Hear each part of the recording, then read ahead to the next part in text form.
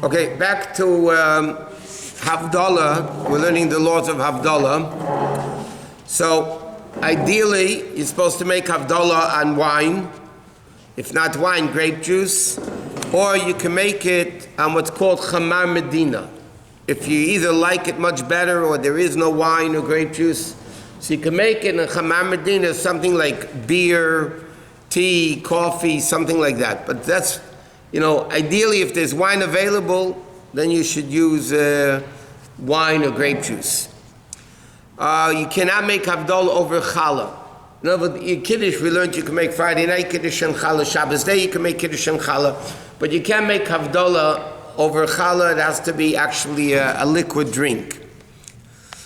Okay, now there's a lot of different customs, like what do you say at the beginning of Havdalah? Some people say, Hine kel yishuasi eftach, other people say a whole different thing. That's not the main part of the Havdalah, because those are just psukim of brachos, to start the week. The main part of Havdalah is the Berei Pri Hagafen and the last bracha. Even the psamim and the candle is part of Havdalah, but it's not the main part of Havdalah. For instance, if somebody doesn't have besamim, they don't have candles, you still make Havdalah. You make a Berei Pri Hagafen and the last bracha. But it's appropriate, and we'll soon learn why you're supposed to have it. But the main part of the Havdalah is the Berei Pri Hagafen and the last bracha. Before that, we say, in our circles, the Ashkenazim say, Hine kel yishuasi eftach, because it's all brachas, a blessing to begin the week in a very positive way. The reason why we use psamim, why do we smell the good smell Saturday night? So it says, because on Shabbos, every Jew is given an extra neshama. And Mitzvah Saturday night, when Shabbos is over, that extra neshama leaves. And because that extra neshama leaves, we're sad. So we feel better by doing the psamim. But psamim is only for Saturday night.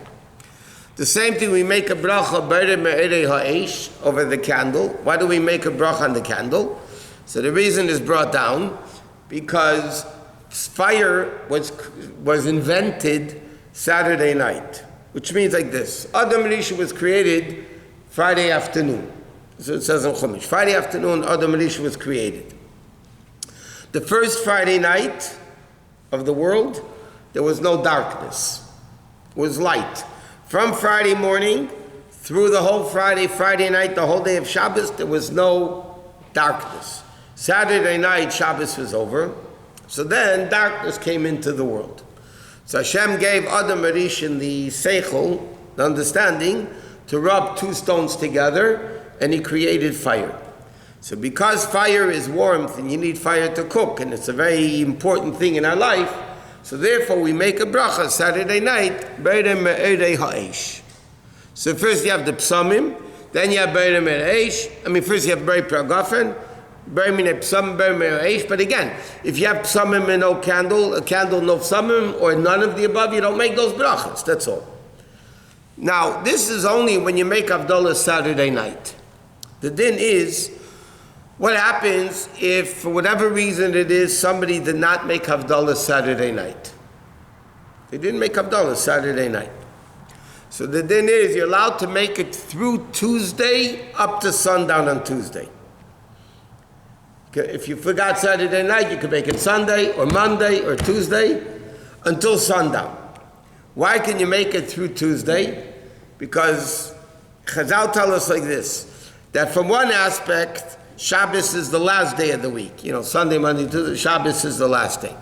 But then there's another aspect of Shabbos. Shabbos is the middle of the week. So you have Wednesday, Thursday, Friday, which are the days before Shabbos, and Sunday, Monday, Tuesday are the days following the Shabbos. So Wednesday to Tuesday, with Shabbos in the middle, is like another type of a week. Therefore, this explains, like we learned, in the Yom Revi that we say, and Wednesday, we say, the parak is Kel Nekames Hashem. But at the end of that parak, which is not from that chapter of Tilim, we say, L'chunu ranu no Hashem.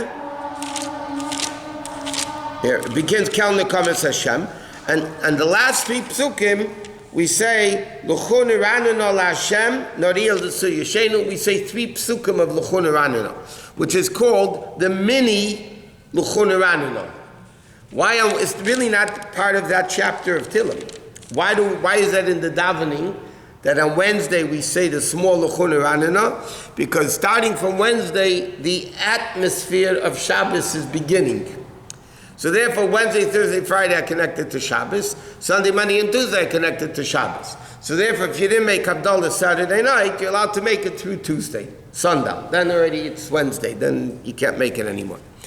But if somebody, let's say, makes Havdalah Sunday morning, they don't do the Psamim and they don't do B'Erev Reish. Those 2 things, the Psamim and candles, is only Saturday night. You go after Saturday night, you make the Havdalah, Inei Keli Shorsi, whatever, B'Rei Piagofet, and the last bracha. You don't make not Psamim and not candle, because it doesn't apply. It only applies to Saturday night when the neshama leaves, and applies to the inventing of the discovery of fire Saturday night. So what happens? You could say 1,000,000 times a week. Now what happens if, this could happen a lot, by the way. It's an interesting shaila. What happens, little kids? Shabbos ends, no, you're a big kid. Shabbos ends, let's say, very late. In California, it ends not bad. But you go to Europe, Northern Europe, England, Shabbos can end 12 o'clock. In some places in England. In Alaska, the shliach told me over there, on the long summer Saturday night, Shabbos ends 2 o'clock in the morning. Now even adults go to sleep. So what do you do then? So halachically, when they wake up, Sunday morning, they make Havdalah. So now the question is, what do you do with kids? Do kids that go to sleep early because, it's too late to stay up until 2 o'clock in the morning, right? So most opinions say the kids should make Havdalah Sunday morning. That's up to your mother. I'm not going to tell you that. But I'm saying if you go to sleep early, then you can make Havdalah if you want Sunday morning. But that happens. The guy in Alaska told me a lot of people wake up Sunday morning, they make Havdalah. Some stay up, and not everybody wants to stay up to 2 o'clock Saturday night. But then they do that. Okay, but then you could do it again until through Tuesday, but then again you don't make not the psalm, not the candle. Okay, next. Who is obligated in Havdalah? So we know men for sure are obligated over bar mitzvah. Women, according to most opinions, are obligated in Havdalah. There are opinions, though, minute opinions, that say women are not obligated in Havdalah. So therefore, the question is like this. A man that makes Havdalah, he can go for other men and make Havdalah again. Now, normally by Kiddush, if a man heard Kiddush already, whether Friday night, Shabbos day, it doesn't matter. He can make Kiddush for a woman. The question is, does that same din apply by Havdalah? And it's only by Havdalah. Because there are certain opinions that say women are not obligated in Havdalah. So then, if a man makes it, then it might be a bracha in vain if he already heard Havdalah.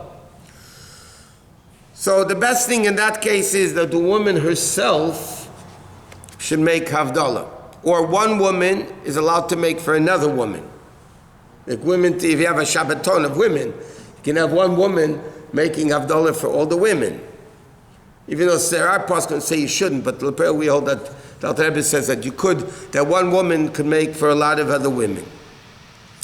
But ideally, a woman has to hear Havdalah. Now the question is like this. Are you allowed to hear Havdalah through a telephone? Say a woman lives alone. There's nobody in the house to make Havdalah. She doesn't want to make Havdalah herself. So can she call up a friend? Or, when you make Havdalah, call me and I'll listen to the Havdalah over the phone. Or nowadays we have what's called Zoom. Make a Zoom Havdalah. or a Havdalah over a microphone. It's a microphone. They have a big crowd.